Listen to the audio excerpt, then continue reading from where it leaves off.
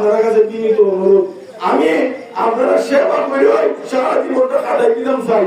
আর আপনারা যদি না দেখ তাহলে ভাইসা আমার বুঝতে করার নাই, আমার আবার ব্যাক টু দ্য প্যাভিলিয়ন চলে যেতে আগের মতো।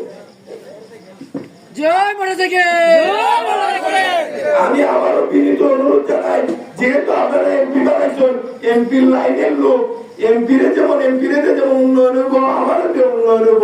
এমপি সাহেব আর আমি মিললা, দুইজনে মিললে আর উন্নয়ন দ্বিগুণ করতে পারবো না।